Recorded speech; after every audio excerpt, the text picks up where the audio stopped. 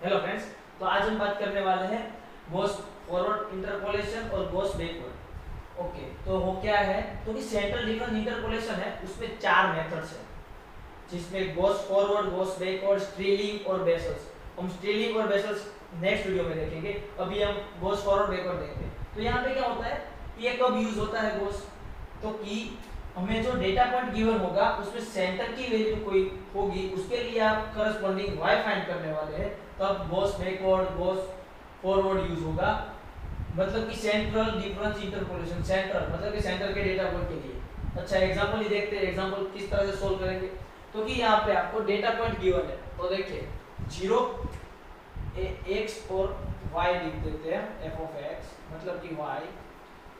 तो कि 0 के पास वैल्यू क्या है फंक्शन की, तो कि 1.000 इस तरह से हम लिखेंगे। ओके, पॉइंट 1 के पास वैल्यू क्या है आपकी, तो कि 1.1052। ओके, पॉइंट 2 के पास वैल्यू क्या है, तो कि पॉइंट 2 के पास है 1.2214। पॉइंट 3 के पास क्या है वैल्यू, पॉइंट 3 के पास ताकि 1.3498। और पॉइंट 4 के पास क्या है वैल्यू, 1.4918। ओके, तो डेटा टेबल आपको बनाना, सॉरी आपको टेबल बनाना तो आता होगा, जो न्यूटन फॉरवर्ड रेट टेबल बनाते थे वही टेबल यहाँ पे बनाना है। सिंपल सा टेबल बनाना होता है। तो एक यूज कब होता है, तो कि सेंट्रल के पास कोई भी वैल्यू के फाइंड करनी है, तब देखो पॉइंट 22 के पास फाइंड करनी है, पॉइंट 2 के बाद ही आएगा पॉइंट 22, और पॉइंट 18 के पास पॉइंट 2 के ऊपर आएगा। समझ रहे हो? ओके, तो अभी हम ए हो यू पॉइंट 22 गॉस फॉरवर्ड से करेंगे और पॉइंट 80 गॉस बैकवर्ड से करेंगे। तो एक ही एग्जांपल में हम दो मेथड देख लेंगे किस तरह से हमें सोल्व करना है।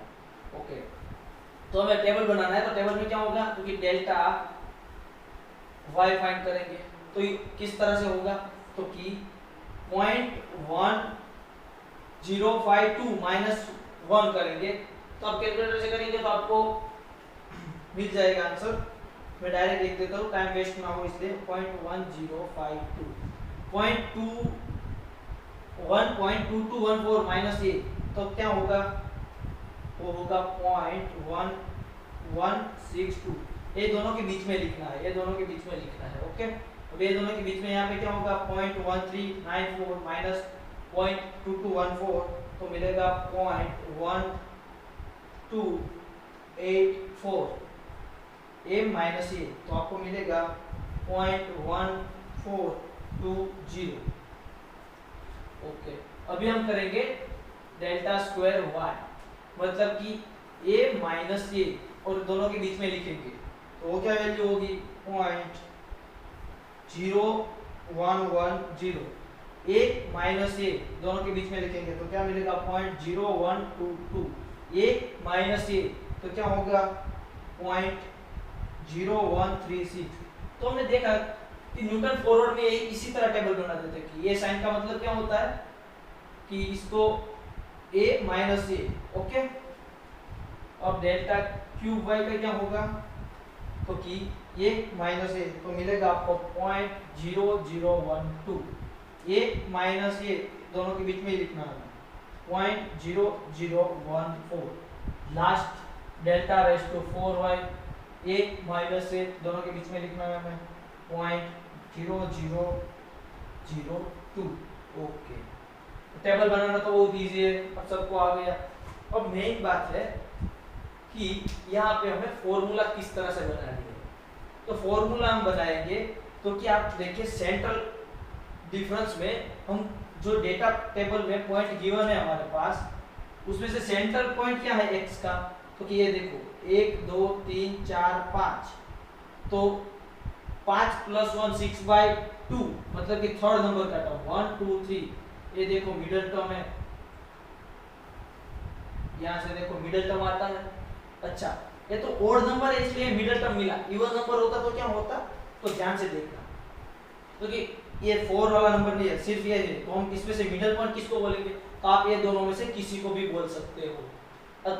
और कि आपको जो पॉइंट गिवन होगा उसके नजदीक का जो भी नंबर है ये दोनों में से उसको बोल दीजिए सेंटर पॉइंट। ओके, तो हम इसको बोलेंगे x0 और इसको बोलेंगे y0।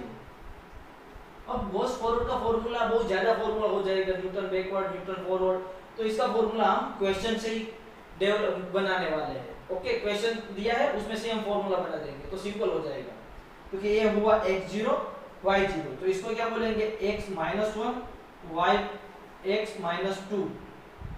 ओके, ये होगा y - 1 और ये होगा y - 2, ये होगा x1, ये होगा y1, ये होगा x2 और ये होगा y2। तो आपको ये तो पता चल गया किस तरह से को बनाना है, x0 किसे बोलेंगे, y0 किसको बोलेंगे। ओके, तो अभी हम गॉस फॉरवर्ड की बात करते हैं पहले। तो मैं फॉर्मूला कहां पे लिखता हूं, इधर नीचे लिख देता हूं।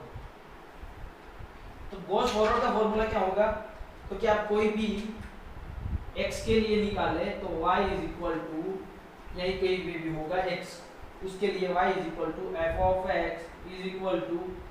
y0, फॉरवर्ड का कर रहा हो, ध्यान से देखना, Gauss forward y0 plus p into forward है तो नीचे जाएंगे हम, ये तो ये क्या होगा, तो कि इसको देखो, इसको हम क्या बोलेंगे, तो कि डेल्टा y - 2, इसको क्या बोलेंगे डेल्टा y - 1, इसको क्या बोलेंगे, तो ये दोनों का डिफरेंस डेल्टा y0, इसको क्या बोलेंगे डेल्टा y1। ओके, अब ये दोनों का डिफरेंस इसको क्या बोलेंगे डेल्टा स्क्वायर y1 - y2, तो डेल्टा y - 2, इसको क्या बोलेंगे, तो डेल्टा स्क्वायर y0 - 1, तो क्या होगा -1, इसको क्या बोलेंगे डेल्टा स्क्वायर y1 - y0, तो y0। अब न्यूटन फॉर्मूला अच्छी तरह से आता होगा ना, तो यह टेबल आसानी से समझ में आ जाएगा। तो इसको क्या बोलेंगे, तो कि delta cube y delta square y - 1 minus delta square y - 2, उसको बोलेंगे डेल्टा क्यूब y - 2, इसको बोलेंगे डेल्टा क्यूब y - 1। जो ऊपर का होता है ना वो लिखना है। देखो ये लिख रहे हो तब उसके आगे साइन किसका आएगा, तो कि ये वाले का, ये लिख रहे हो तो इसका साइन आएगा, ये लिख रहे हो तो इसका साइन आएगा। ऐसे ही यहाँ पे डेल्टा रेज़ टू 4y, ये दोनों में से किसका साइन आएगा, तो ऊपर वाले का -2। समझ गए। ओके, तो अब हम फॉर्मूला कैसे बनाएंगे, तो कि फॉरवर्ड की बात कर रहे हैं तो y0 के बाद हमें नीचे जाना है, p into delta y0 plus, अब हम क्या करेंगे ऊपर जाएंगे तो क्या होगा, अब ये देखो p इंटू p -1, ये बात ध्यान से याद रख लेना कि फॉरवर्ड है तो पहले बार p आया, सेकेंड टाइम p -1 आएगा। ओके, और ऊपर गए तो क्या है डेल्टा स्क्वायर y -1 प्लस, अब क्या आएगा, तो कि देखो p इंटू p -1, फॉरवर्ड में क्या आता था न्यूटन फॉरवर्ड में, तो कि p -2 होता था, लेकिन यहाँ पे अब आएगा p +1। ये बात याद रखना, एक बार माइनस करना है बाद में प्लस करना है, फॉरवर्ड में पहले माइनस करना है, याद रख लीजिए आप।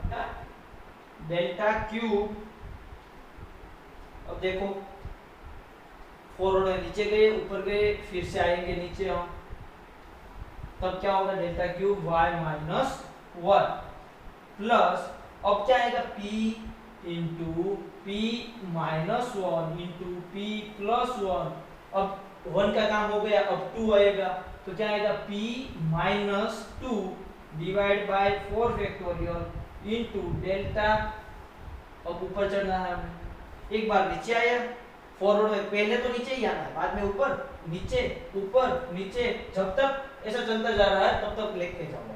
तो यहाँ पे क्या आएगा डेल्टा रेज़ टू 4y - 2, तो ये सब में हमारा फॉर्मूला ये बनेगा। क्लियर, समझ में आया, वो सिंपल तरीके से फॉर्मूला बनता है इसका। ओके, तो p क्या है, अब वो में निकलना है, तो यहाँ पे कह देता हूँ कि where p = x - x0 by h, तो कि x क्या है, तो कि जिस पॉइंट के पास हमें फाइंड करना है वो पॉइंट यहाँ पे हमें पॉइंट 22 के लिए फाइंड करना है, तो पॉइंट 22 माइनस x0 जो हमारा सेंटर पॉइंट फॉर्म ने बोला है वो divide by length of interval same ही होगी सबकी। ओके, तो p is equal to x क्या है point 22 minus x0 0.2 divide by length of interval minus sorry 1.1 minus 0, तो लेंथ ऑफ इंटरवल भी क्या आएगी 0.1, तो आपका h की वैल्यू मिलेगी 0.2। तो ये वैल्यू p की वैल्यू आप यहाँ पे रखिए और y0 की वैल्यू रखिए, बाद में डेल्टा y की वैल्यू रखिए, ये सारी वैल्यू रखते जाएंगे तो आपको मिल जाएगा ये y is equal to f of 0.22 आपको जो मिलेगा। कैलकुलेटर से करना बहुत सिंपल है, सिर्फ वैल्यू रखनी है टेबल में से देख के, तो आपको 0.22 के पास वैल्यू मिलेगी।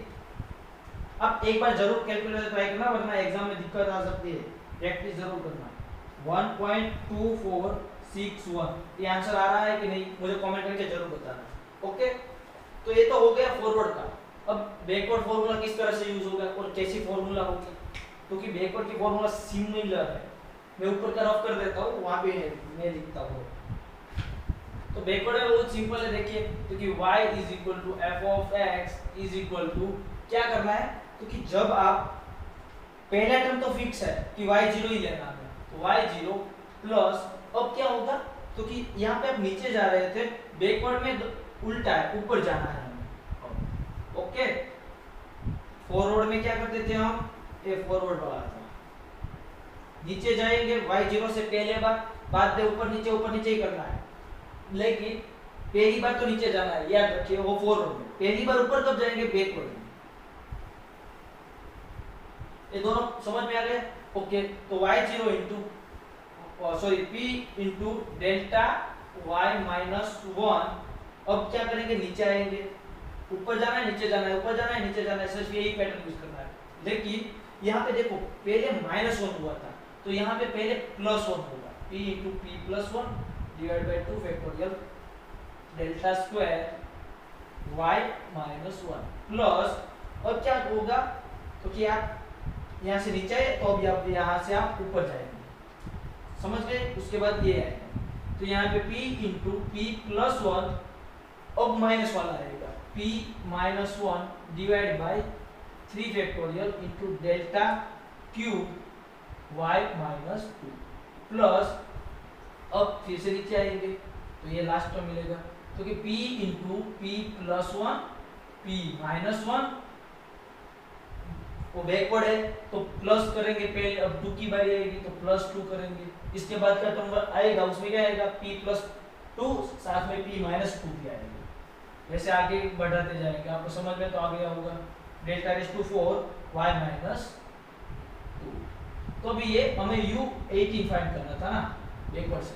ओके, फॉर्मूला समझ में आ गई, p सेम है हमारा, यही होगा, p की वैल्यू क्या होगी, क्योंकि x minus x0 bye h, अब हमारा x क्या है 0.18 minus x0 0.2 divide bye h कितना है, लेंथ ऑफ इंटरवल 1.1, तो p की वैल्यू मिलेगी आपको, अब p की वैल्यू होगी -0.2, तो -0.2 p की जगह पे रख दो आप, और y0 की वैल्यू ये डेल्टा y1 की ये बैकवर्ड है, मतलब ऊपर जाएंगे नीचे आएंगे, ऊपर जाएंगे नीचे आएंगे, सारी वैल्यू है आप रख दीजिए, तो आपका आंसर जो मिला वो मेरे साथ वेरिफिकेशन कर लेना, आप कैलकुलेटर से एक बार जरूर करना, ये प्रैक्टिस ही मेन चीज है। तो आपको क्या मिलेगा आंसर, 1.197223, और यहाँ पे क्या आया था ये। ओके, तो हमें u18 कितना मिला,